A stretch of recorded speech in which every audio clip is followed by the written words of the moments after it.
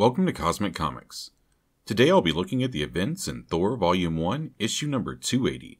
Finally, Hyperion of Earth-S and Hyperion of Earth-616 are going to meet. The issue opens with Thor walking a series of nearly deserted streets in New York City. He's being tailed but fails to notice due to being lost deep in thought. This all comes to a stop when a loud sound demands his attention, and shortly thereafter a portal opens and within it stands Hyperion. But which Hyperion is it? Thor and Hyperion first fought one another when the Avengers showed down against Squadron Sinister in Avengers Volume 1, Issue number 69.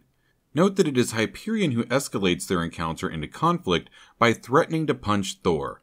Thor then states that he had his doubts about which Hyperion he was facing, but names him Hyperion of Squadron Sinister due to his immediately aggressive nature. Thor then knocks Hyperion off balance with his hammer, which confuses Hyperion and should confuse the reader as well, since, as Thor points out, last time they met, Hyperion took a hammer blow straight to the chest. Since then, Moondragon showed/convinced Thor that he had been holding back from using the full might of his godly strength out of fear of hurting the mortals surrounding him. Thor then attempts to shout Hyperion away like he's a dog. "Go on now! Get up out of here! Get!"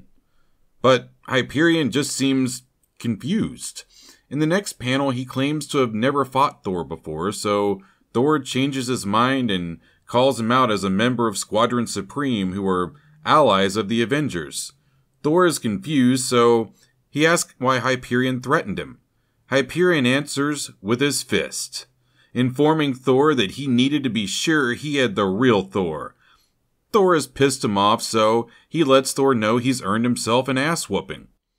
Hyperion claims to have come here offering a hand of friendship, but remember that it was Hyperion that came out of the portal making threats and swinging his fist.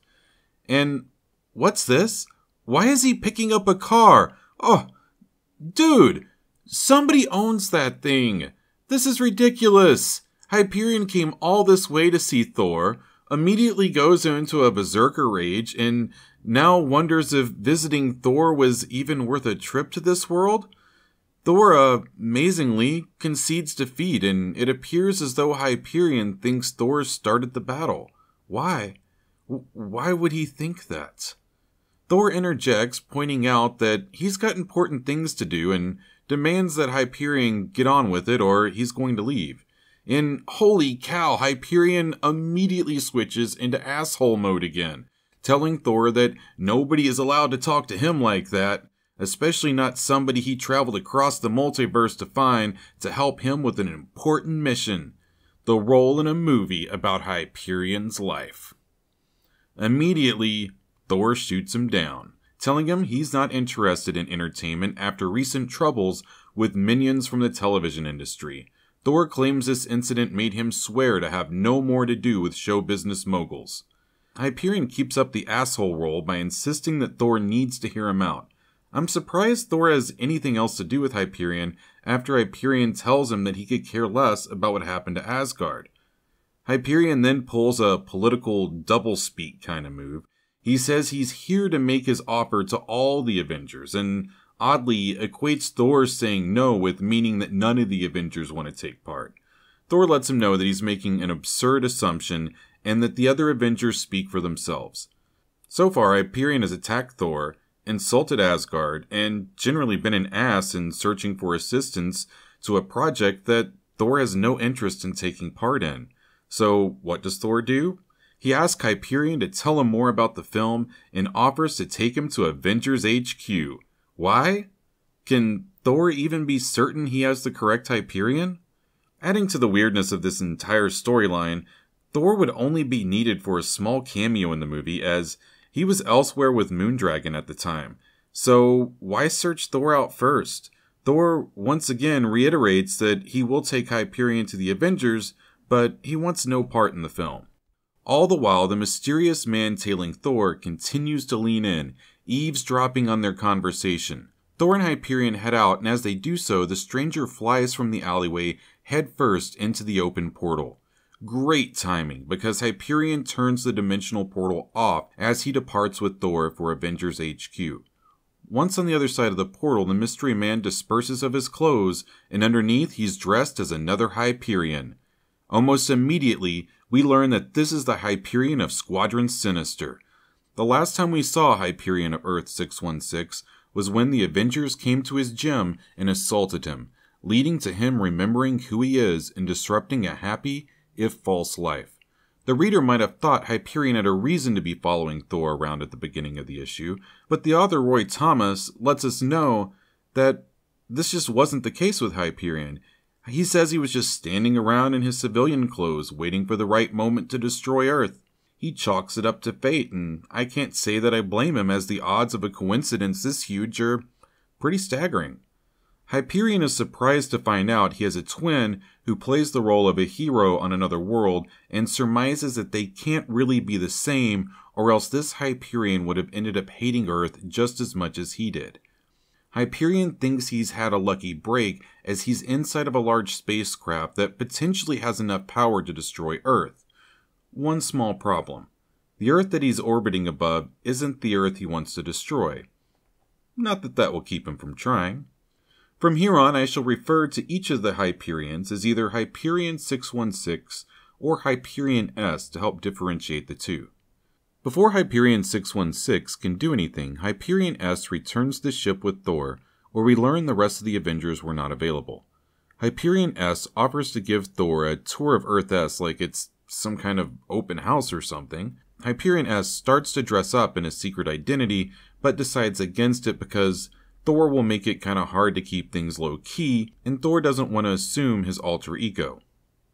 Thor is excited about the surrounding technology and asks about a particular piece of equipment that ends up being a teleporter. A couple of bombshells here. First, they have Star Trek in Earth-S, as Hyperion S inquires about reruns of the program. The most exciting prospect, I think, is the potential for new episodes. Would the actors look the same? How cool would it be to compare the performances of two different William Shatners from different universes to see who did it best? Also, the fact that Earth-S still hasn't shared their teleporter technology with us shows that they are total dicks. Thor agrees to beam down to Earth-S and check things out despite originally being set against it. This isn't a critique, as Thor actually thinks about this as they travel down to the surface. His conclusion is he came with because so few heroes can stand toe-to-toe with him as an equal in raw strength, and after being physically hurt by Hyperion S's punch earlier, he feels that Hyperion fits this bill. This still doesn't provide any sort of explanation, and sounds more like Thor is attempting to convince himself that there must be some reason he has strayed so far from his unspoken but very important task. Thor is shocked to see how similar the two Earths are, despite the obvious technological achievements of Earth-S above and beyond our own. Some of these Hyperion takes credit for, having shared technological knowledge from his destroyed homeworld. We learn in Hyperion S's last appearance that he is from the destroyed planet of Argon. Thor, for somebody who doesn't want to be on camera, turns into a complete ham the moment he walks onto the set. Almost as soon as they arrive, Hyperion excuses himself. He's brought his space station down to Earth and he needs to check out a few things. Thor agrees to wait around, but reminds Hyperion that he needs to skedaddle pretty soon. These guys just showed up. If Hyperion had stuff to take care of, why didn't he take an extra 5 minutes to knock it out earlier? Why did he have to bring the ship all the way down to Earth? Okay. On board the ship, Hyperion 616 is in the process of scheming up a storm. His plan is to make Earth-S his new home by replacing Hyperion S and becoming superhero numero uno. And the best part, he can still keep scheming to destroy Earth-616. And then it happens. Both Hyperions stand face to face.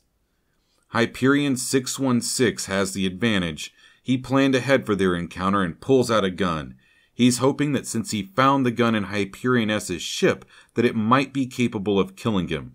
He gets the draw and Hyperion S collapses. Hyperion 616 is about to kill him, but has a change of heart, deciding that he might need him around to give up intel on this world later. He then uses his atomic vision to blast Hyperion S's cloak into strips, which are then used to tie him up and block his eyes to prevent him from using his atomic vision. The torn cape should be capable of being used to discern one Hyperion from the other if we were to get confused as to who is who, but this is never implemented. Hyperion 616 then changes into Hyperion S's secret identity. I'm not certain what happened here. We get this one panel that shows him attaching the weird box thing to his side, but other than that, it appears as though Hyperion 616 is wearing the exact same outfit as before. In order to remove Hyperion S from the situation with as little fuss as possible, Hyperion 616 teleports Hyperion S into outer space. This is an especially cruel move considering how upset Hyperion 616 was about getting left to drift through space after his first encounter with the Avengers and the Game Master. With Hyperion S out of the way, Hyperion 616 is free to return to Earth-S and take his place. Upon returning to the movie set, it appears to Thor as though Hyperion chose to change into his alter ego. Immediately, Thor wants to talk, probably about going home, but they are interrupted by hotshot columnist Lonnie Latimer, who no doubt is the Earth-S version of Lois Lane. Lonnie works for the same newspaper as Hyperion S's alter ego. Once again, we see the parallels between Superman and Hyperion. Marvel even goes as far as to poke fun at Superman a little bit in this panel by having Hyperion reflect on how odd it is that she didn't recognize him without his costume. Hyperion sneaks off to change into his costume while Lonnie distracts Thor through her continued flirtations. Why does he need to change clothes?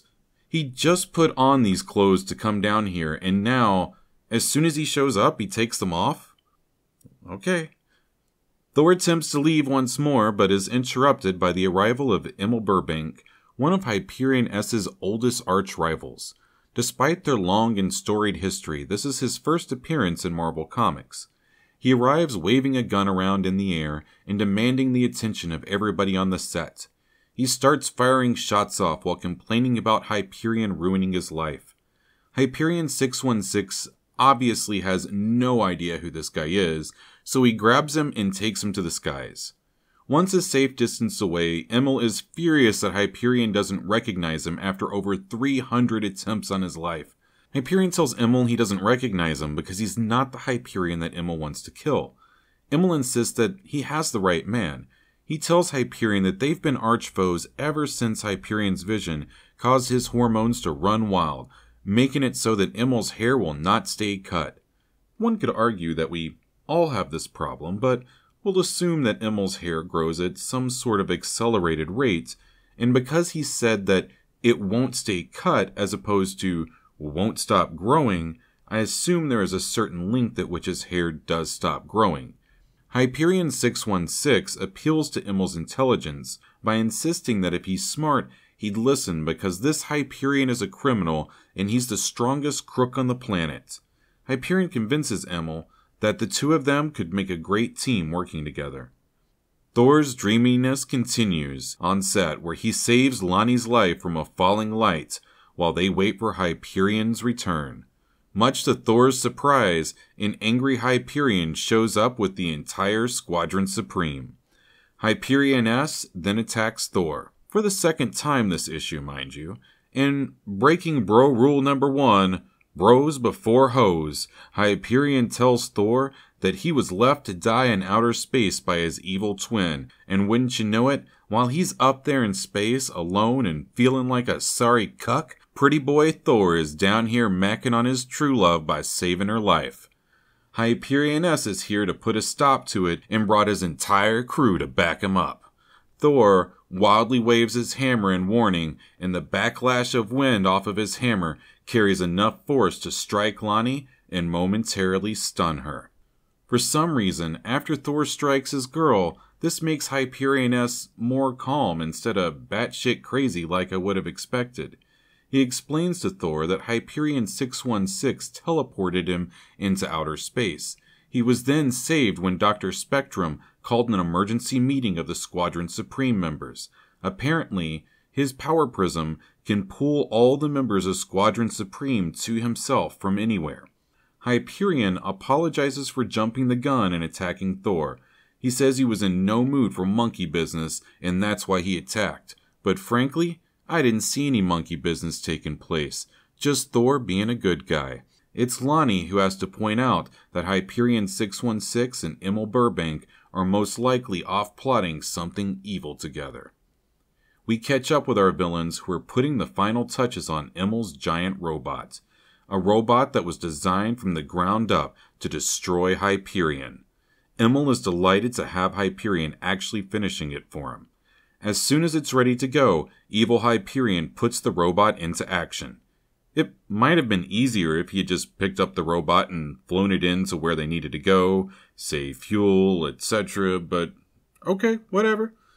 The two of them fly the robot to the Hollywood film set where Thor and Squadron Supreme are still hanging out. The robot topples Hyperion with a single ray blast to the head. Thor quickly turns the tables and stops the robots with a single toss of his hammer. Hyperion 616 sees that Emil Burbank was just a crazy nut whose schemes were bigger than his ability to pull them off. This culminates in a humorous shot of Hyperion falling out of the robot. Thor keeps bragging about taking down the robot while Hyperion-S repeatedly pounds his fist into Hyperion 616's face.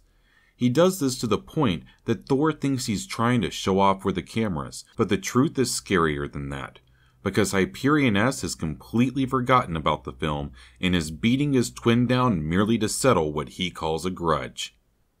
Emil is pulled out of the giant robot by Captain Hawk, who used to call himself American Eagle. In the middle of all this, the giant robot grabs Hyperion 616 and flees. I hate how the word bubble on this page makes it look like this Hyperion has a torn cape. The first time I read this, I thought that the robot had picked up Hyperion-S and thus pulled off a switcheroo. Oddly, nobody seems to question if they ended up with the correct Hyperion. Everybody ends this issue way too happy. Yay! We got enough film for 2 movies. Yay! We all made a new friend. Yay! Dr. Spectrum can return Thor home with a wave of his power prism. And bam!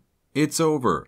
No resolution as to why Thor didn't leave sooner, or why he came along despite not wanting to do so. And as to what happened with Hyperion 616, I'll be taking a look at his return to Earth 616 in my next episode, where we finally get some answers as to who was behind the Nth project that I covered way back when I took a look at the Project Pegasus saga. In fact, the next several episodes are going to be tying into the events of that story arc, an arc whose consequences and ripples show up for years to come. If you haven't familiarized yourself with this story, or would like a refresher, I suggest watching my Project Pegasus playlist, where you can get caught up before the next episode of Cosmic Comics. It always helps this channel out whenever anybody hits those buttons below. I'm out.